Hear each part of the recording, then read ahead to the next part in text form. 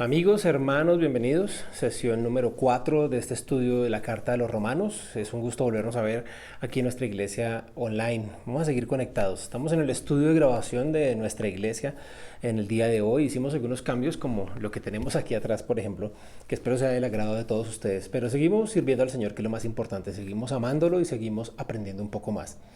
Indicaciones antes de iniciar, recuerden tener con qué tomar nota, en dónde tomar nota, algunos resaltadores si les gusta usarlos y una Biblia para estudiar. Lo importante es que hoy tomemos lo que el Señor quiere decirnos, veamos cuáles son las cosas que Él desea decirnos y ponerlo en práctica. El tema de hoy sigue la línea de lo que veníamos hablando de la primera sección grande del libro de la Carta a los Romanos, que es acerca del pecado. Y hace 8 días, o en la sesión anterior, depende del día que usted lo vea, vimos cómo el apóstol Pablo hablaba del pecado, de cómo está de mal la humanidad, de todo lo que se ha hecho y lo que el hombre hace, y por qué el hombre necesita o debería ser juzgado. Y solamente necesitamos la gracia, o únicamente la gracia, la que nos puede salvar y llevar a una condición diferente.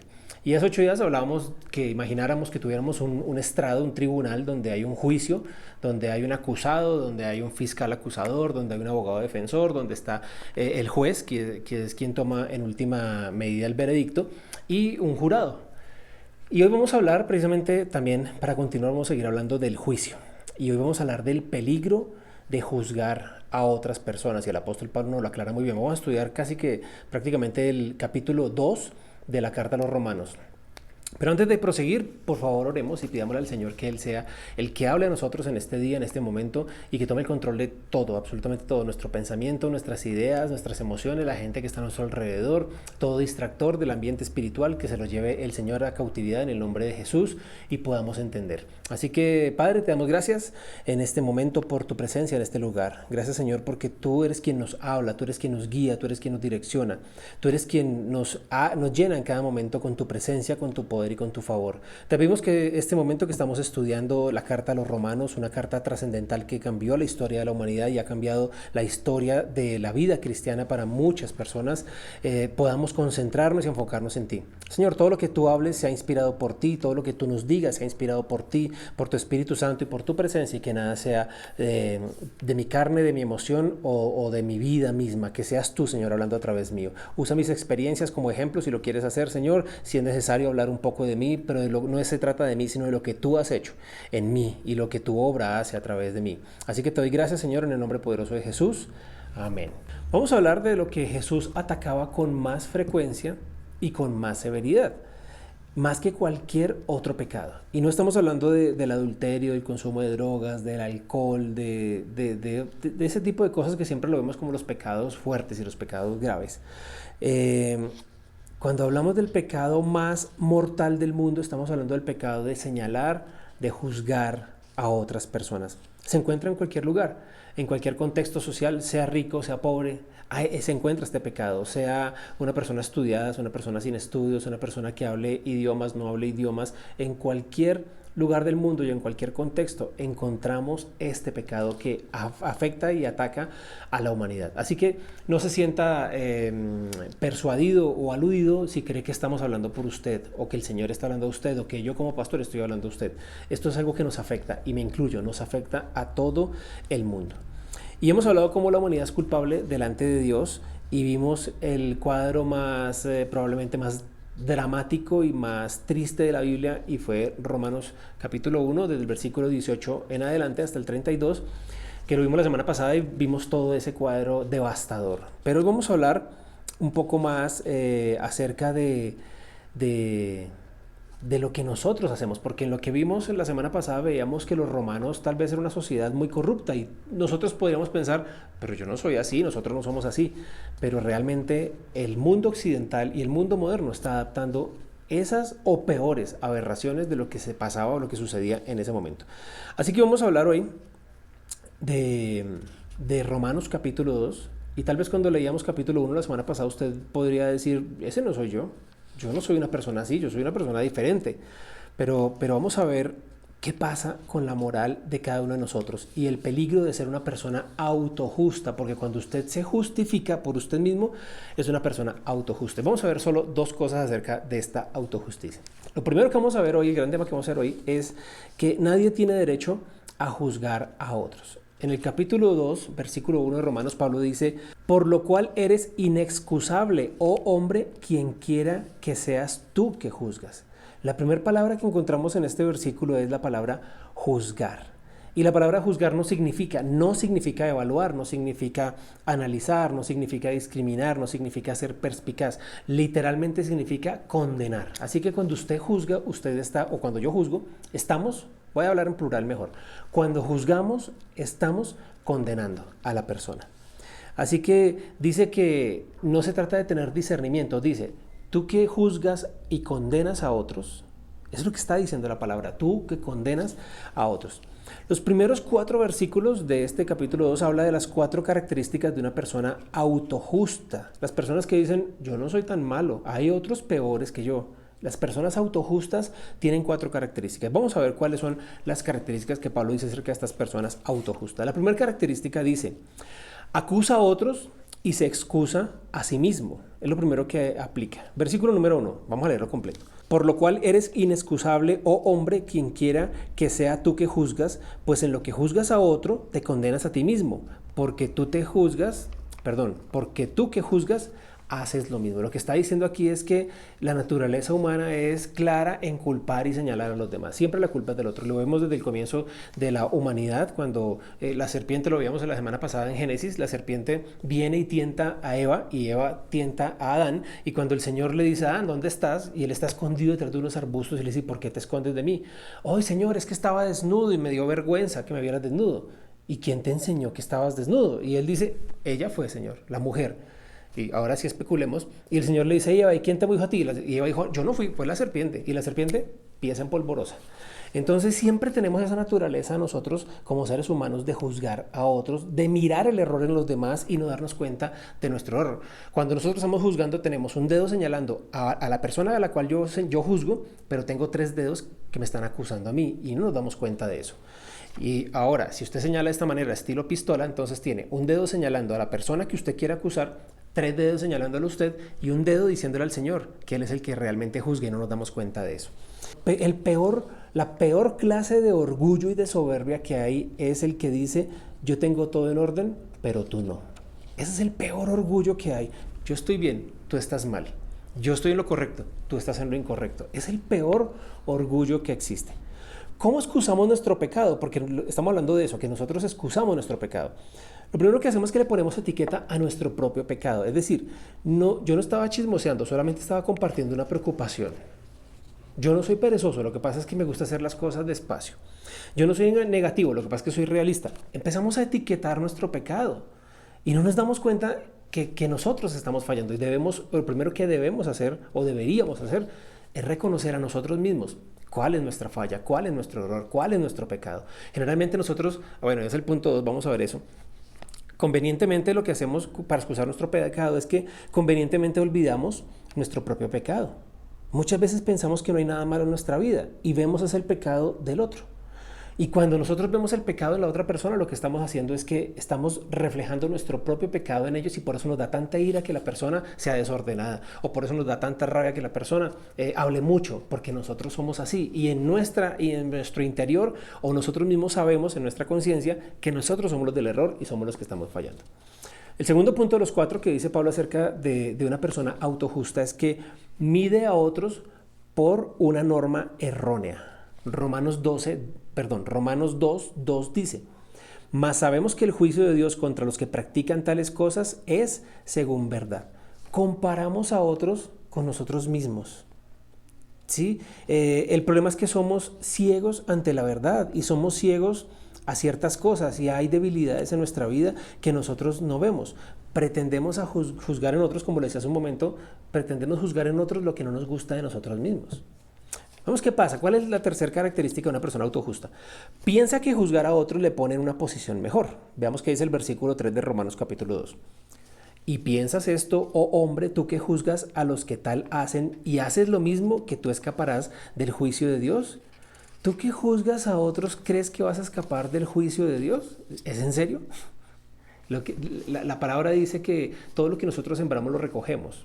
Y nosotros, si sembramos maldad, vamos a recoger maldad. Si nosotros sembramos envidia, vamos a recoger envidia. Y en mucha más cantidad. Entonces, asimismo, si nosotros juzgamos y señalamos juicio sobre una persona, levantamos juicio sobre una persona, creemos que estamos bien y nosotros estamos en una posición mejor porque nos comparamos y decimos, es que esa persona sí es pecadora. Yo no. O sea, yo digo mentiritas blancas o piadosas, pero es que esa persona sí es un mentiroso profesional. Creemos que cuando nos comparamos con otras personas y juzgamos a otros, nos vamos a poner en una posición mejor. Estamos un poco mal. Es como que, digamos que los dos tenemos una deuda, usted y yo tenemos una deuda, y yo debo 10 y usted debe 20, y entonces yo lo miro a usted y digo, no, pero es que terrible ese que debe, pero yo también estoy debiendo, sí, pero es que él debe más. Igual, ambos somos deudores. En el pecado sucede exactamente lo mismo. Yo no puedo juzgar a otra persona y señalar a otra persona porque comete un pecado, porque yo estoy cometiendo un pecado al señalarla y al juzgarla. Entonces, es lo mismo. Y la cuarta característica de una persona autojusta es que malinterpreta la bendición de Dios sobre su vida, y esto debe ser muy claro. Versículo 4 del capítulo 2 dice: ¿O menospreciáis las riquezas de su benignidad, paciencia y longanimidad, ignorando que su benignidad te guía al arrepentimiento? En el griego lo que dice aquí es que se trata ligeramente, se tiene poco respeto por ella y se da por sentados. Muchas personas cometemos a veces, y me incluyo allí, vuelvo y digo, estamos hablando en plural, creemos la actitud y creemos que porque todo va maravillosamente en nuestra vida, entonces Dios está acorde o Dios está de acuerdo con lo que yo estoy haciendo. Bendición en mi vida no significa exactamente que Dios esté de acuerdo con lo que yo estoy haciendo. Lo que pasa es que esa es la gracia del Señor. Dios nos da su gracia, Dios nos muestra su gracia y nos manifiesta su gracia para que a través de ella nosotros nos arrepintamos. Porque Dios no es un Dios de ira. Hace 8 días hablábamos de la ira de Dios. Y si Dios pusiera su ira sobre nosotros, nos daría lo que nos merecemos y no lo que nosotros necesitamos. Y lo que nos merecemos es un castigo fuerte porque no obedecemos la palabra de Dios. Entonces, tener mucho cuidado con esto, porque Dios bendice nuestra vida, lo enseña la Biblia, aún que estemos en pecado. Lo hace a causa de su gracia. El propósito de la bondad y la benignidad de Dios es guiarnos al arrepentimiento. O sea, Dios nos muestra su amor. Dios no paga el mal con mal. Dios nos paga bien al mal. Imagínense esto. Y analícelo en su vida si no le ha pasado en algún momento. Que usted está apartado de Dios, usted está haciendo las cosas que a Dios no le agradan y por el contrario, a usted le va bien. Usted está feliz, sus cosas van funcionando y usted cree que entonces Dios está aprobando su comportamiento. Es un principio básico en esta iglesia que nosotros no le decimos a la persona lo que es, sino le apoyamos para que vea lo que puede ser. Creo yo que el evangelio está más en mostrar la bondad de Dios y la benignidad que no venir a mostrar el error que está cometiendo la persona o el pecado que está cometiendo la persona. La bondad de Dios guía a la persona al arrepentimiento, ¿sí? No por predicar que se va a ir al infierno, entonces la persona va a arrepentirse ahí, pero mire cuánta paciencia Dios ha tenido con usted. Cuando nos damos cuenta de la bondad de Dios hacia nosotros, nosotros deberíamos más bien caer de rodillas y pedirle perdón al Señor. Ahora, una persona autojusta espiritualmente malinterpreta esto y mire los resultados de ser crítico. Mire la consecuencia de usted, o mire nuestra consecuencia, vuelvo a hablar en plural, mire la consecuencia que nosotros traemos hacia nuestra vida, que acarrea hacia nuestra vida el juzgar. Versículo 5 del capítulo 2. Pero por tu dureza y por tu corazón no arrepentido, atesoras para ti mismo ira para el día de la ira y de la revelación del justo juicio de Dios. El resultado de esa actitud de autojusto es: yo soy justo, pero los demás no. Yo soy bueno y los demás no. En la vida podemos atesorar dos cosas: la ira o el tesoro en el cielo, y eso está en Mateo capítulo 6, pues si quiere búsquelo para que lo pueda estudiar. ¿Por qué la gente que más molestaba a Jesús eran los fariseos y no los adúlteros? ¿Se da cuenta de eso? La gente pecadora no señalaba a Jesús, ni lo molestaba, ni lo atacaba. La gente pecadora venía y veía el favor de Jesús y veía el amor de Dios a través de Jesús y veía el perdón en Jesús. Pero los que atacaban a Jesús y los que estaban escuchando todo lo que él decía y los que estaban atentos de cada palabra de Jesús y los que estaban atentos de cada movimiento de Jesús eran los fariseos. ¿Y quiénes eran los fariseos? Pablo fue un fariseo cuando se llamaba Saulo, y los fariseos eran los que más conocían la palabra de Dios. Así que ellos destruían la dignidad, y cuando yo critico y cuando yo destruyo la dignidad de una persona, estoy jugando a ser Dios. ¿Por qué los cristianos no maldecimos o por qué no decimos una mala palabra? Porque una maldición, maldecir a una persona es declarar un juicio sobre ella. Y nosotros por eso no lo hacemos, porque no somos Dios y no podemos jugar a ser Dios. Cuidado porque a veces pensamos que nosotros nos vamos a librar de todo esto, de esos errores que hemos cometido, de esas fallas que hemos tenido. Pero cuando miramos nosotros una persona como las que hablábamos la semana pasada, de todo el pecado de Romanos capítulo 1, del 18 al 32, debemos tener cuidado porque nosotros, mientras más pensamos que somos buenos, más cometemos errores. Vamos a ver 7 pasajes en donde la escritura nos enseña cuándo es malo juzgar. Entonces, ¿cuándo es malo juzgar? Número 1, para que usted le tome nota, voy a tratar de ponerlo en la pantalla lo más largo posible y hablar lo más despacio posible para que usted pueda tomar nota. Número 1, es malo juzgar cuando practicas el mismo pecado. Ya lo vimos al comienzo, Romanos capítulo 2, versículos 1 al 3. Es malo juzgar cuando yo practico el mismo pecado. Volvemos al tema. Si yo miro una persona que habla de más y lo juzgo y lo critico, pues es que yo también estoy haciendo lo mismo. O sea, si yo hago lo mismo, no puedo venir a juzgar a esa persona. Ay, mira esa señora tan mentirosa. Uy, esa señora no le preste plata porque nunca paga. Y usted también hace lo mismo, entonces no juzgue, porque usted está en la misma condición. Segundo, ¿cuándo es malo juzgar? Es malo juzgar cuando te ciegas a tus propios fallos. Vamos a ver Mateo capítulo 7, versículos 1 al 3. Dice la palabra del Señor. No juzguéis. Es un mandato que viene de la boca de Jesús. No juzguéis para que no seáis juzgados, porque con el juicio con que juzgáis, seréis juzgados, y con la medida con que medís, os será medido. O sea, si usted critica, a usted lo van a criticar. ¿Y por qué miras la paja que está en el ojo de tu hermano y no echas a ver la viga que está en tu propio ojo? Jesús está usando un poco de humor hebraico, que es el humor por exageración. O sea, Jesús está diciendo, ¿qué hace usted mirando que a la persona ya le cayó un poco de polvillo o de viruta de madera en el ojo cuando usted tiene una tabla que le está dando un golpe en la cara? Eso es lo que Jesús está diciendo. Eso se llama humor por exageración. Y el estilo de predicación de Jesús fue ese, y el humor de la época se llamaba el sarcasmo. Entonces, por eso Jesús utilizó ese estilo de enseñanza, de predicación, porque la gente decía, ay, sí, ese Jesús es muy chistoso, pero yo tengo una viga en mi cara. Somos grandes críticos, somos grandes analizadores de las cosas. Es malo juzgar a otros porque el juzgar a otros me pone una venda en mi cara, me pone una tabla en mi cara y no permite que yo vea mis propios errores. Me acostumbro a juzgar a los demás y no me doy cuenta de cuáles son mis propios errores. Número 3. Es malo juzgar cuando sacas conclusiones basado en la apariencia externa. Yo no puedo sacar conclusiones basadas en la apariencia externa. Juan capítulo 7, versículo 24 dice, no juzguéis según las apariencias, sino juzgad con justo juicio. No importa lo que sea, cuando juzgamos las apariencias es malo. No nos miremos porque miramos a una persona y lo juzgamos por su cara, por su cabello, por su ropa, por su aliento, por sus dientes. Hay gente que mira y analiza todo eso. Analizan los zapatos, analiza si usa medias, analiza cómo se pone la correa, si tiene la camisa adentro o afuera, qué color tiene el cabello, si el hombre tiene barba, si se la afeita, si no se la afeita, si tiene el ojo para arriba, para abajo. Hay gente que juzga de esa manera y es peligroso juzgar así. Primera carta de Samuel, primer libro de Samuel, versículo 7 del capítulo 16, dice, el hombre mira lo que está delante de sus ojos, pero Jehová mira el corazón. Tenemos que tener mucho cuidado. Yo en esta área me he tenido que retractar de muchas cosas porque he juzgado, o juzgaba, ya no lo hago, gracias a Dios, pero juzgaba a personas por su apariencia. Y yo miraba a esa persona y decía, no, pero esta persona... Es más, una anécdota muy fácil. Cuando yo solicité la visa para Estados Unidos, lo hice 5 veces. Decimos en Colombia que no hay quinto malo, ¿no?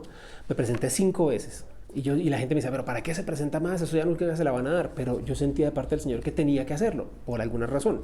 Y en una de las negaciones que me hicieron, en una de los rechazos que me pusieron en la embajada americana aquí en Bogotá, yo salí de la embajada, de la ventanilla con mi pasaporte y molesto y ya de mal genio, lo reconozco porque fue así.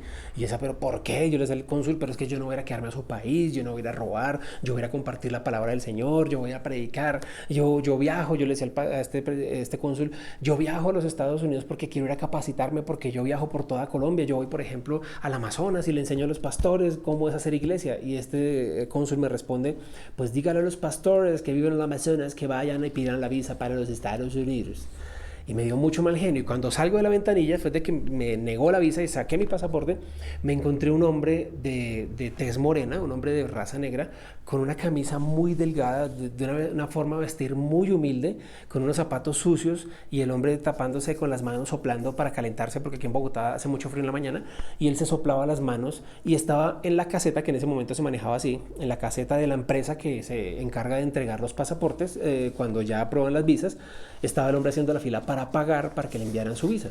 Y yo juzgué y dije, pero ¿cómo se la dan a este hombre que se ve que ni siquiera tiene estudio y a mí me la negaron?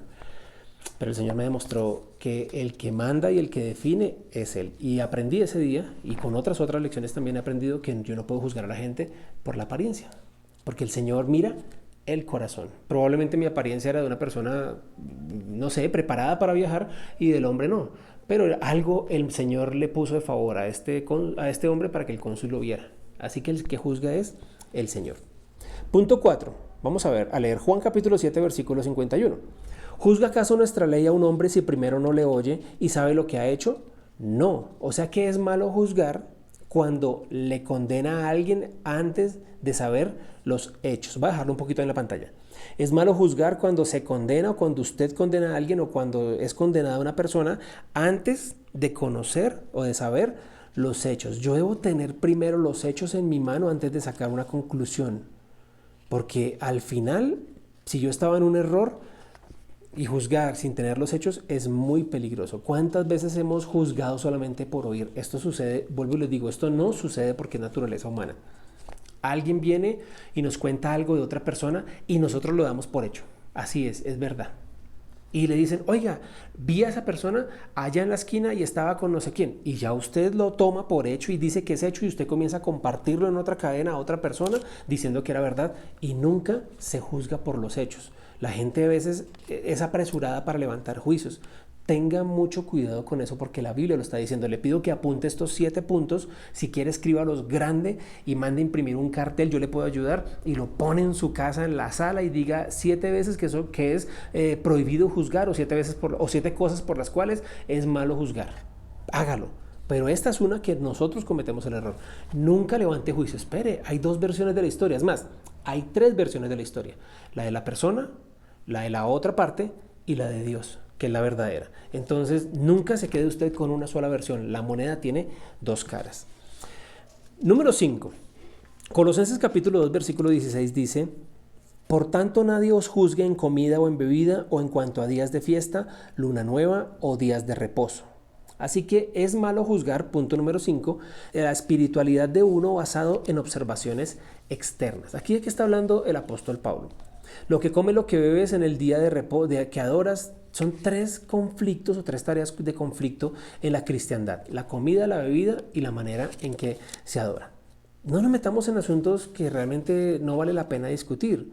Cuando empezamos a juzgar la espiritualidad de una persona por las cosas externas, como la comida, este come carne, este no come carne. Hay gente que toma el Antiguo Testamento y dice, pero es que el hashir es prohibido comerlo, que es el cerdo, porque el cerdo es el que come basura, entonces es un animal inmundo, y en el Antiguo Testamento se prohibía comer cerdo, así que usted no puede comer carne de cerdo. Y otro dice, pero es que no coma camarones porque los camarones son los cerdos del océano. Y empiezan a pelear y a discutir cosas espirituales, por eso. O otros comienzan a discutir la espiritualidad de acuerdo a lo que beben. Pero es que usted no puede tomarse una cerveza ni un vino, y entonces usted va a Europa, que en los países de Europa, en la gran mayoría de países europeos, la gente acompaña su cena o su almuerzo o su merienda, su comida, la acompaña con una copa de vino. Entonces usted llega allá y se escandaliza porque, ay, ¿cómo es posible que un pastor esté tomando vino? Vi a un pastor tomando vino en España, esa gente es terrible. O van a Argentina y entonces ven a un pastor tomando mate, o van a o sea, lo juzgamos a la gente por las apariencias externas. O juzgamos por el día en que se adora. No, es que el Señor dice que tenemos que adorarlo el domingo. Es que el domingo es el día que es ir a la iglesia. Y si una iglesia hace servicio el sábado, no, esa iglesia está equivocada porque el servicio tiene que ser el domingo. Nunca podemos juzgar la espiritualidad de una persona por circunstancias externas. O la excusa de muchos cristianos que dicen, ay no, a mí no me pueden decir, porque yo no voy a la oración de la iglesia, entonces no juzguen que yo no tengo vida espiritual. Perdón, pero eso se nota. Vamos a ver qué dice Romanos capítulo 14, versículo 17. El reino de Dios no es comida ni bebida, sino justicia, paz y gozo en el Espíritu Santo. Miren, no importa lo que coma, lo que beba, el día que adore, el reino de Dios es paz, gozo, justicia, paz y gozo en el Espíritu Santo. Entonces hay gente que juzga por este tipo de cosas, juzga la espiritualidad de la persona por cómo viene. Así que nosotros podríamos decir que una persona que asiste a la iglesia el domingo, en este caso que se conecta online un domingo, es una persona espiritual. Pero una persona que se conecta el domingo y también se conecta el día de la oración de la iglesia, es una persona mucho más espiritual. Pero una persona que se conecta el domingo, más el día de la oración de la iglesia, más en servicios como este de mitad de semana, donde profundizamos palabra, es un gigante espiritual. O sea que entre más pasemos tiempo en las cosas de Dios, más grandes o más espirituales somos. Sí, claro que sí. Pero también hay personas que piensan que porque asisten a la iglesia y no se pierden, decimos en Colombia, la corrida de un catre, entonces son los mejores cristianos. No, hay que tener un equilibrio. Entonces, no puedo juzgarlo. Yo no puedo juzgar, ni usted puede juzgar. La apariencia externa no necesariamente es un termómetro espiritual. No puedo medir yo la salud espiritual de una persona por qué tanto asiste o qué tanto no asiste a la iglesia, pero sí se puede juzgar por su fruto, qué tanto se parece a Jesús y qué tanto ha caminado con Cristo y qué tanto está demostrando la palabra de Dios. Número 6 de causas por qué no debemos juzgar está en Santiago capítulo 4 versículos 11 y 12 y dice la palabra del Señor: hermanos, no murmuréis los unos de los otros. El que murmura del hermano y juzga a su hermano, murmura de la ley y juzga a la ley. Pero si tú juzgas a la ley, no eres hacedor de la ley, sino juez. Uno solo es el dador de la ley que puede salvar y perder. Pero tú, ¿quién eres para juzgar a otros? ¿Cuándo me nombraron el juez, autonombrado juez de la vida, el que va levantando juicios para allá y para acá? Y viene a la iglesia y es que esa hermana, mire, eso llegó hoy llorando, eso debe ser porque el marido le pegó. Y la otra llegó tarde, eso es que esa mujer está fría espiritualmente. Y el otro no vino, entonces vino sin la esposa, entonces esos seguro están peleando. ¿Y quién lo nombró usted o quién me nombró a mí juez de la gente? El único que puede juzgar es Dios, así que tenga muchísimo cuidado con convertirse en el Dios autonombrado, porque el Señor no comparte su gloria con absolutamente nadie. Entonces el punto número 6 quiere decir, es malo juzgar cuando te hace hablar mal de o calumniar a otro creyente. Calumniar, voy a dejarlo ahí en la pantalla, calumniar significa arruinar la reputación. Cuidado con eso. Calumniar a otro creyente es arruinar su reputación. Y eso es muy difícil de levantar. Cuando se genera un falso testimonio, cuando se genera un rumor contra una persona, pasarán los años y la gente lo va a mirar de esa manera. Voy a poner un ejemplo. Una persona que la acusan de abuso, de pedofilia, de abusar de un niño, por ejemplo en los Estados Unidos, queda marcado de por vida. Así el hombre haya sido culpable o no haya sido culpable, queda su reseña. Y si llega a un lugar y le piden su hoja de antecedentes disciplinarios, antecedentes penales, y le aparece esa anotación que el señor en el año tal fue visto en una cortina mirando a un niño de una manera depravada, pero se logró demostrar que el señor no fue culpable, siempre será marcado y siempre quedará la duda, porque eso es la reputación. Así que cuando yo calumnio, cuando yo hablo de otro hermano, de otro creyente, yo estoy dañando su reputación y hay que tener mucho, pero mucho cuidado con eso. Así que si yo soy un creyente y quiero parecerme a Jesús, yo debo más bien reservarme mis comentarios, comerme mis palabras y pensar para adentro. Pero nunca usted levante un juicio contra una persona, porque eso genera murmuración en otros y se daña la reputación, y eso es muy difícil de volver a levantar. Sigamos. Debemos odiar al pecado, pero amar al pecador. O sea, si la persona sí tiene esa condición de hace cosas o lo que sea, usted no debe estarlo atacando. Usted debe odiar lo que la persona hace, pero tiene que amar a la persona, porque el Señor nos llamó a eso. Efesios capítulo 4, versículo 29 dice: ninguna palabra corrompida salga de vuestra boca, sino la que sea buena para la necesaria edificación, a fin de dar gracia a los oyentes. Debemos hablar palabras que edifiquen, nosotros no debemos hablar palabras que dañen. Cuando doy o tengo la oportunidad de dar consejería, yo nunca le digo a la persona: usted está equivocada, usted es malo, usted es una porquería, usted no va a levantar nunca, usted nunca va a poder ser el hombre que su esposa quiere, o usted nunca va a ser un buen papá. Puede ser que lo esté pensando, puede ser que los hechos me estén diciendo que sí, pero yo tengo que verlo como Jesús lo mira y tengo que animar a esa persona. No se trata de actitud positiva, como muchos venden libros, y hay actitud positiva, todo dígale sí. No, estoy hablando de afirmar a la persona, decirle: ¿sabe una cosa? Más hoy, y perdón que lo diga, hoy di una consejería y le decía a la persona: hoy usted tal vez no es el hombre que su esposa quiere, hoy tal vez usted no tiene el hogar que usted desea, pero le aseguro que si usted se compromete con el Señor, puede llegar a tener un excelente hogar y puede ser un hombre de testimonio. Eso se llama afirmar, y el Señor nos llamó a afirmar que toda palabra que salga de nuestra boca sea para la necesaria edificación, no para la destrucción. Si de su boca están saliendo palabras para destrucción, eso no es de Dios, eso no lo comparte el Señor, y más bien usted está haciendo un instrumento del diablo para destruir a una persona. Y último, número 7, creo que es el más importante. ¿Cuándo es malo juzgar? Pues cuando es malo juzgar, o sea, es malo juzgar. Lo número 7 es malo juzgar, o sea, bajo ninguna circunstancia es bueno juzgar, bajo ninguna circunstancia es sano juzgar. Primera carta a los Corintios capítulo 4 versículo 5 dice: así que no juzguéis nada. ¿Cómo así? ¿Cuál es el contexto de esto? Nada. ¿De qué está hablando Pablo?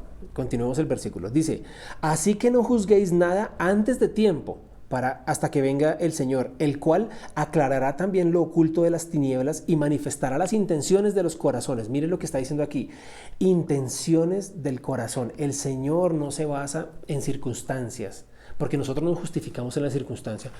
Yo estaba ahí simplemente y me vieron, fue una persona que me vio, yo estaba ahí de casualidad, pero yo no quería hacer nada malo. Y podemos convencer a la gente de que nosotros no fuimos. Pero el Señor no va a mirar las circunstancias, el Señor mira es la intención del corazón, la motivación que tiene una persona. Muchos pueden decir: yo, ay Señor, heme aquí, envíame a mí, yo voy a hacer tu obra, yo quiero ser tu siervo, yo quiero servirte a ti, Señor, y yo voy a ganar las naciones para ti. Y aparentemente puede ser una buena intención, y aparentemente podemos decir: qué buen cristiano, tremendo hombre o tremenda mujer de Dios. Pero resulta que su corazón tiene otra intención, tiene otra motivación. Lo que quiere de pronto es reconocimiento, lo que quiere de pronto es fama, lo que quiere de pronto es dinero, lo que quiere de pronto es salir a las naciones, viajar por el mundo, pero su motivación está lejos de agradar al Señor. Así que podemos mirar eso, pero el Señor es el que mira la verdadera intención del corazón. Veamos versículo 3, sigamos. Primera carta a los Corintios capítulo 4, versículo 3. ¿Qué dice Pablo? Yo en muy poco tengo el ser juzgado por vosotros, o por tribunal humano, y ni aún yo me juzgo a mí mismo. Versículo 4. Porque aunque de nada tengo mala conciencia, no por eso soy justificado, pero el que me juzga es el Señor. Pablo continuamente estaba siendo juzgado en cuanto a su motivación. Pablo le andaban duro, decimos acá nosotros. Pablo lo atacaban constantemente. Pablo le decían: pero usted lo que quiere es armar un imperio, pero usted por qué tiene que irse para allá, pero usted por qué quiere abrir otra iglesia, mejor quédese en esta iglesia, pero cuál es la gana suya de irse a Roma, pero por qué usted quiere ir a España. Pero a Pablo todo el tiempo lo juzgaban y él decía: yo la verdad tengo en poco que ustedes me juzguen. Es más, ni siquiera me importa lo que yo mismo pienso de mí. A mí lo único que me importa es lo que mi Señor piensa de mí. Eso es lo que Pablo estaba diciendo. No era responsable ante ellos, sino ante Dios. Por eso hacen lo que hacen. Pablo dice que si no podemos aún indagar nuestros propios motivos, no perdamos el tiempo en tratar de juzgar los motivos de los demás. ¿Sí queda claro esto? Si yo no soy capaz de analizar cuál es mi motivación, por qué estoy haciendo yo las cosas, ¿para qué pierdo el tiempo yo buscando la motivación de los demás? Primero analice lo que está viviendo usted. Esas son las 7 maneras en que no debemos juzgar o por qué no debemos juzgar. Entonces, en Romanos capítulo 2 Pablo nos arranca diciendo que no juzguemos porque es un pecado. El versículo 1 dice: por lo cual eres inexcusable, o sea, no hay excusa para yo juzgar a los demás. Así no conozca la palabra de Dios. Vamos al segundo gran tema, espero que el tiempo nos alcance, no quiero demorarme mucho. Segundo gran tema: solo Dios tiene derecho de juzgar a otros. Solo Dios tiene derecho de juzgar a otros. mira una oportunidad del que sí tiene derecho a juzgar. Dice que solo hay uno que tiene este derecho. Están de los versículos 6 al 16 y los vamos a leer ahorita. Nos enseña cuándo Dios nos juzgará, cómo Dios nos juzgará y para qué seremos juzgados. Entonces vamos a ver, ¿cuándo juzgará Dios a la gente? Versículo 16.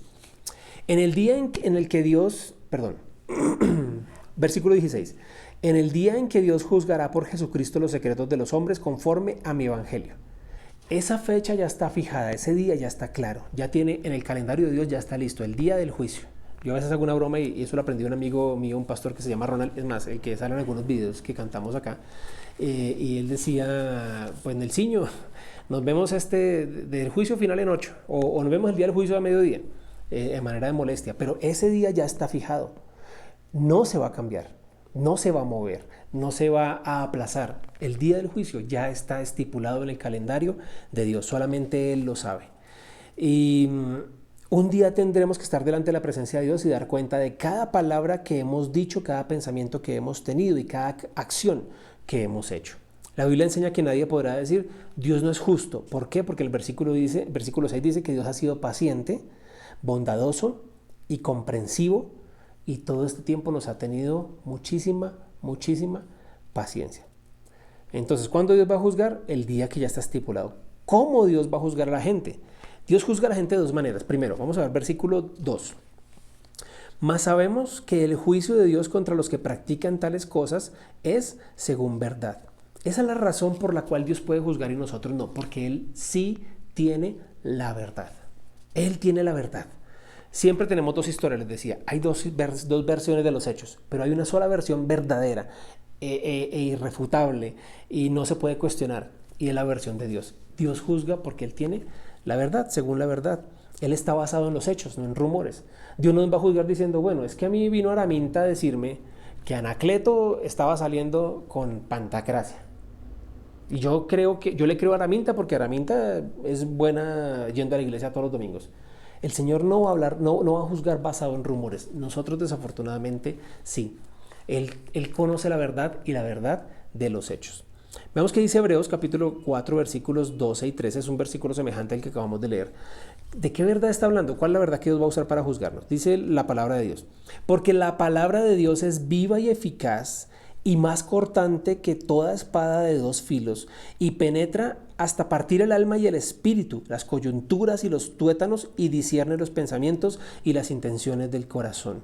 La palabra de Dios es pura y recta, puede juzgar nuestros pensamientos y actitudes. Versículo 13. Y no hay cosa creada que no sea manifiesta en su presencia. Antes bien, todas las cosas están desnudas y abiertas a los ojos de aquel a quien tenemos que dar cuenta. Nada está escondido, absolutamente nada está escondido. Yo le digo a las personas aquí que asisten a la iglesia que cuando lleguemos nosotros a ese momento, si tenemos que ser juzgados, aparecerán las cámaras en 360 grados en ultra, hiper, mega alta definición, y se va a desaparecer toda nuestra piel y aparecerá el corazón y aparecerán imágenes, no sé cómo será, flotando, no sé cómo sea, y va a decir, mire, su corazón estaba así en ese momento, porque va a juzgar de acuerdo a la verdad. Nuestro juicio es superficial, basado en los hechos que escuchamos o lo que suponemos, o según cómo esté cargado nuestro corazón, pero Dios juzga con argumento completo. Somos subjetivos y Dios es objetivo. ¿De qué otra manera nos juzgará Dios? Romanos capítulo 2, versículo 11. Porque no hay acepción de personas para con Dios. Con Dios no hay favoritos. Jesús Él juzga según verdad y con imparcialidad. Dios dice, yo soy imparcial, pero el hombre es parcial. Siempre, por más que usted quiera ser imparcial, siempre usted va a tener de tender hacia un lado, de jalar hacia un lado. Pero Dios es totalmente imparcial. Veamos 3 principios del juicio de Dios. ¿De qué seremos juzgados? Cuando estábamos en el colegio, a nosotros no nos gustaba que el profesor nos dijera, bueno, saquen una hoja, vamos a hacer un examen. A nosotros nos gustaba que el profesor nos dijera, bueno, dentro de 15 días o al final del mes o al final del periodo escolar vamos a tener un examen. Ese examen va a trabajar 10 temas. Vamos a trabajar este tema. Les voy a entregar unas guías para que ustedes las desarrollen, y si ustedes me entregan esa guía, entonces pues no tienen que presentar el examen final. A usted le encantaba y me encantaba que pasara eso, porque yo no tenía que estudiar para el examen, sino ya iba yo a la fija. Entonces, vamos a ver 3 cosas que nos habla Romanos capítulo 2 del examen final de nuestra vida. Y muchos dirán que es que yo no sé de qué se va a tratar. Vamos a ver de qué nos va a juzgar Dios. Número 1, seremos juzgados según nuestra conducta, cómo actuamos, cómo vivimos según nuestros propios hechos. Dios nos va a juzgar de acuerdo a nuestra conducta. Versículos 6 al 10 del capítulo 2. El cual, hablando de Dios, pagará a cada uno conforme a sus obras. Dios te va a juzgar según lo que has hecho, no según nuestras buenas intenciones. Se dice que el camino al infierno está pavimentado de buenas intenciones. Este versículo cita algo del Antiguo Testamento y está, solamente tome nota, Salmo 62, 12 y Proverbios 24, 12 dice que la misericordia de Dios y nos juzga, hablan de la misericordia de Dios y que Él nos juzga de acuerdo a nuestros hechos. Dios nos juzgará por lo que hemos hecho. Yo no me voy a salvar por lo que hago. Nos va a juzgar de acuerdo a cómo nos comportamos, pero nos salvamos por gracia, más no por obras, ¿no? Romanos capítulo 2, versículos 7 al 9 dice, vida eterna a los que perseverando en hacer bien buscan gloria y honra e inmortalidad, pero ira y enojo a los que son contenciosos y no obedecen a la verdad, sino que obedecen a la injusticia, tribulación y angustia sobre todo ser humano que hace lo malo, el judío primeramente y también el griego. No está hablando aquí de prioridad, ¿no? Eso lo hemos dicho, lo dijimos la semana pasada, sino que el evangelio fue entregado primeramente a los judíos y luego se le entregó a los gentiles. Versículo 10. Pero gloria y honra y paz a todo el que hace lo bueno, al judío primeramente y también al griego. Esto se puede malinterpretar, ¿no? Porque dice aquí gloria y honra y paz a todo el que hace lo bueno. O sea, ¿cómo podemos interpretarlo como que, entonces si yo hago lo bueno, voy a tener la salvación? No, hacer el bien no me hace ganar el cielo. Hacer el mal sí me hace ir al infierno. Esas son dos cosas diferentes. Algunos piensan que si hacen suficientes obras buenas, llegarán al cielo. Y no es así. Dice que Dios nos juzgará por nuestras obras. ¿De cuáles obras está hablando? De ir a la iglesia, tomar la cena del Señor, de guardar los 10 mandamientos, de diezmar. ¿De qué obras? ¿Cuáles son las obras que me abrirán las puertas al cielo? Esa pregunta se le hicieron a Jesús en Juan capítulo 6, versículo 25. Algunos líderes judaicos, si alguno procuraba ganar su entrada al cielo, era el fariseo, lo encontraron al otro lado del mar y le preguntaron, Rabí, ¿cuándo llegaste acá? Respondió Jesús y les dijo, de cierto os digo que me buscáis, no porque habéis visto las señales, sino porque comisteis el pan y os saciasteis. Versículo 27. Trabajad no por la comida que perece, sino por la comida que a vida eterna permanece, la cual el Hijo de Hombre os dará, porque a este señaló Dios el Padre. Versículo 28. Entonces le dijeron, ¿qué debemos hacer para poner en práctica las obras de Dios? Respondiendo Jesús y les dijo, esta es la obra de Dios, que creáis en el que Él ha enviado. Son las obras que nos llevan al cielo, creer en el que Él ha enviado. ¿Y quién es el que Dios ha enviado? Jesucristo. Romanos capítulo 2, versículo 9, el resultado garantizado del pecado dice, habrá tribulación y angustia sobre todo ser humano que hace lo malo. Romanos 2.10, resultados de vivir para Dios, pero gloria y honra y paz a todo el que hace lo bueno. ¿Cómo nos va a juzgar Dios? Primero, por nuestra conducta. Y segundo, Dios nos va a juzgar según nuestra conciencia. Vamos a leer los versículos 12 al 15 del capítulo 2. Porque todos los que sin ley han pecado, sin ley también perecerán. Y todos los que bajo la ley han pecado, por la ley serán juzgados. O sea, si eres judío, es juzgado sobre la ley, bajo la ley. Y si es gentil y no conoce nada de los mandamientos, será juzgado apartado de la ley. No hay diferencia alguna. Versículo 13 del capítulo 2. Porque no son los oidores de la ley los justos ante Dios, sino los hacedores de la ley serán justificados. Porque cuando los gentiles no tienen ley, hacen por naturaleza lo que es de la ley.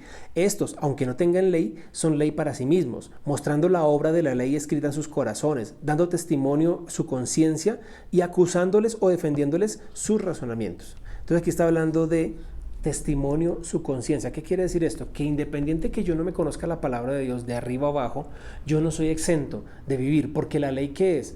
No matarás, no cometerás adulterio, no mentirás, honrarás al Señor. O sea, son las leyes que el Señor pone que nosotros sin conocer mucho de la palabra o la gente que no conoce la palabra saben que está bien o está mal. Para cualquier ser humano es claro saber que si yo hago un acto de maldad contra otro ser humano está mal. Entonces yo ya lo sé y por eso no soy exento de ser juzgado. Pablo aquí habla que los judíos tienen la ley de Dios, era en un código, pero todo el mundo tiene la ley de Dios en su conciencia. O sea, el judío tenía un escrito, que era un código, la ley de Dios está ahí escrita, pero para nosotros está nuestra conciencia. Nuestra conciencia es la que nos dice está bien o está mal. El asunto no es aquí de importancia, ¿no? De cuánto sé, sino cuánto he hecho con lo que sé. Eso es lo importante. Versículo 13, vamos a ver otra vez. Porque no son los oidores de la ley los justos ante Dios, sino los hacedores de la ley serán justificados. Muchos van a la iglesia y piensan que porque van a la iglesia ya tienen ganado el cielo. Ya, yo voy a la iglesia. Y nunca ponen en práctica lo que han escuchado y nunca deciden cambiar su vida y van y leen, ay sí, qué lindo el versículo, y lo subrayan y cogen los boletines que nosotros entregamos y los llevan, los guardan en su bolso, o llegan a su casa y dicen, ay, hoy estuve en la iglesia, gracias a Dios, qué aleluya, qué bonito el mensaje, pero nunca tienen la más mínima intención de cambiar. Hay un concepto erróneo aquí, dice Pablo. Dice que no es el hecho de que has oído la palabra, sino es el hecho que obedecemos lo que hace la diferencia. Esa es la diferencia entre un cristiano verdadero y un cristiano nominal, en que el cristiano verdadero permite que la palabra sea real en su vida y el cristiano nominal simplemente de oídas a oído. Se conoce un montón de versículos, ora, y cuando ora eso parece que fuera un culebrero. El culebrero es la persona aquí de sitios populares, de pueblos, que va y habla y empieza a hablar y hablar y hablar y hablar y hablar y nadie sabe qué está diciendo, pero así somos muchas veces los cristianos. Saben versículos y parecemos metralletas evangélicas y repetimos, pero esas oraciones son huecas, no pasan el techo. La gente que me escucha orar bosteza y se va a dormir porque dice, aquí no hay nada. Pero el cristiano verdadero no se enfoca en eso. El cristiano verdadero se enfoca en que la palabra le transforme su vida, que su vida sea movida y sea transformada. La aplicación de la palabra de Dios es lo importante. Por eso nosotros en los domingos en esta iglesia específicamente no damos mucho lo que estamos haciendo hoy. Yo no me enfoco mucho en el trasfondo de la palabra, en la raíz, en el contexto del pasaje. No entro mucho a la etimología de la palabra. Yo no me enfoco mucho en eso porque... Pongamos un ejemplo. Hay un pasaje que es Mateo 22:37 que dice, amarás al Señor con todo tu corazón, con toda tu alma, con toda tu mente. O amarás a tu prójimo como a ti mismo. Yo puedo desglosar esto, ir al hebreo, ir a toda la hermenéutica de la palabra, buscar, desglosar, ir a la raíz y mirarle y darle a ustedes un montón de palabras técnicas que la gente no va a entender. Pero prefiero decirles, ¿saben qué? Hoy vamos a tomar esta palabra que dice el Señor, de amar a mi prójimo como a mí mismo, y les voy a enseñar 4 maneras de cómo amar a su prójimo como a ustedes mismos. En este momento, hoy, junio del 2020, estamos los domingos estudiando cómo, la serie se llama Sintiendo lo que creo. Estamos viendo cómo la fe mía se vuelve real a través de mis sentidos. Eso es, no le estoy dando la fe es esto y la fe es lo otro y saco 700 versículos y les hablamos de la fe y los predicadores que estamos aquí les hablamos y la fe hermano, la fe y la fe y la fe hermano y fe hermano y hermano y fe hermano y fe y usted se va y no entiende nada. Por eso nosotros procuramos los fines de semana enseñar una palabra práctica y aplicativa. Y entre semana, que es para un público diferente, sí estudiamos a profundidad la palabra. Por eso estamos paso a paso tomando el libro de Romanos.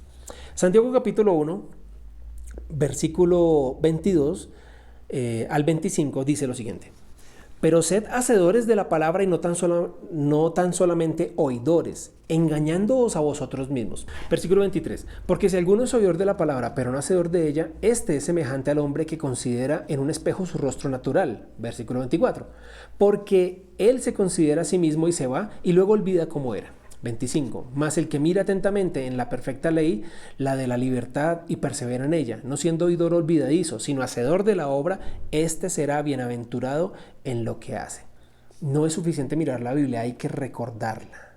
Santiago capítulo 4, versículo 17 dice, al que sabe hacer lo bueno y no lo hace, le es pecado. El problema no es que tenemos que saber más. El problema es qué tanto estamos poniendo en práctica de lo que sabemos. Mucha gente se preocupa y siempre preguntan, pastor, ¿cuál es la mejor versión de la Biblia? ¿Cuál estudio? ¿Esta o la otra? Es que yo no estoy de acuerdo, he escuchado que esta versión es satánica, que esta versión es comercial, que esta versión es... Miren, la mejor traducción, la mejor versión de la Biblia es la que usted muestra a través de su testimonio, es la que usted vive. Esa es la mejor versión de la Biblia. Yo que saco con decir una persona, Santiago capítulo 1, versículo 22 dice, no, yo le digo, ¿sabe qué? Ustedes hablan de fe, yo quiero mostrarle mi fe a través de mis obras. Miren, mis obras son estas y esa es mi fe. En que yo estoy pasando dificultades, estamos todos en una pandemia y hasta el día de hoy el Señor no me ha permitido acostarme sin comer. O que esta iglesia lleva 5 años, ya de los cuales estamos cumpliendo este año 5, de los cuales llevamos 4 en nuestra bodega y hasta el día de hoy el Señor nunca nos ha permitido caer en vergüenza y siempre hemos pagado el arriendo. Eso es hablar de lo que el Señor hace. Esa es la forma, la mejor versión de la Biblia. Entonces, Romanos 2 dice que somos juzgados por tres cosas. Primero, por nuestra conducta. Segundo, por nuestra conciencia. Y tercero, seremos juzgados por nuestro carácter. Versículo 16, y aquí ya terminamos. En el día en que Dios juzgará por Jesucristo los secretos, tome nota de eso, de los hombres conforme a mi evangelio. Cuando habla de los secretos está hablando de literalmente los motivos. Ahorita vimos un poquito de eso. Porque Dios todo lo ve. Si conoce, así yo no conozca la ley, ya está escrita en mi conciencia. En el versículo 16 dice que Dios mira los motivos. Es interesante esto lo que se dice acá, quiero leerlo como está textualmente. La reputación es lo que eres para otras personas. El carácter es lo que eres en la oscuridad. ¿Sí? Ahorita yo hablé de la reputación. La reputación es lo que la gente ve de mí y es importante tenerla. Y esa es mi reputación. Es una persona honorable, es una persona leal, es una persona comprensiva, es una persona respetuosa, es una persona que trabaja, es una persona que cumple, es una persona que es acorde a su palabra. Esa es la reputación. Eso es lo que yo soy hacia afuera, hacia los demás. No es mala, es bueno tener una buena reputación. Pero mi carácter no es eso. Mi carácter es quién soy yo cuando los demás no me están viendo. ¿Quién soy yo en el silencio? ¿Quién soy yo en la oscuridad? ¿Quién soy yo en la verdad? Por eso a muchas personas yo les he dicho que la predicación mía no me interesa si sea bonita o sea fea, si sea elocuente o no sea elocuente. La predicación mía se pone en práctica en mi casa con mis hijos, porque ellos son los que ven si lo que yo predico es cierto o no es cierto. Eso es lo que yo tengo que ver.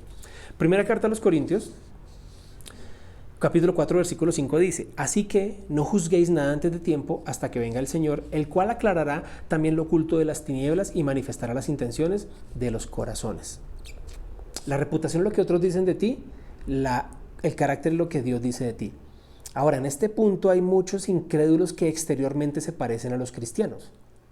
Son morales, son rectos, no toman, no fuman, no blasfeman, hacen buenas obras, son morales, son personas que, no de apellido Morales, sino que tienen una moral muy, muy bien puesta y muy intachable. Son incrédulos, pero se comportan como cristianos. Pero también hay cristianos que muchas veces por fuera parecen incrédulos. Y la persona moral tiene tantas cosas de qué preocuparse como las que tiene la inmoral. O sea, el asunto no es cómo nos vemos por fuera, el asunto es nuestra relación con Dios. Pablo trata de mostrar nuestra necesidad de Dios. ¿Para qué? Para ser salvos y la necesidad que tenemos de la gracia de Dios. Nos ha mostrado que hemos fallado y el día del juicio nadie podrá decir mi conducta era sin fallos, mi conducta era intachable. Tengo mi conciencia limpia, mi carácter es sin mancha. No, es deprimente pensar que eso viene así. El Señor no trabaja de esa manera. Vamos a ver qué dice Apocalipsis capítulo 20. Es un cuadro por adelantado de lo que será el juicio. Dice en el versículo 12: vi a los muertos grandes y pequeños de pie ante Dios, y los libros fueron abiertos. Mira el plural, los libros. Y otro libro fue abierto, el cual es el libro de la vida, y fueron juzgados los muertos por las cosas que estaban escritas en los libros según sus obras. Y el mar entregó, versículo 13, y el mar entregó los muertos que habían en él, y la muerte y el Hades entregaron los muertos que habían en ellos. La gente muerta, la gente va a resucitar para el juicio. Y fueron juzgados cada uno según sus obras. Y el que no se halló inscrito en el libro de la vida fue lanzado al lago de fuego. Ese será el día del juicio final. Pero mire que hay una cosa interesante allí. Fíjense que dice, los libros fueron abiertos, y luego dice, el libro de la vida, otro libro más, fue abierto.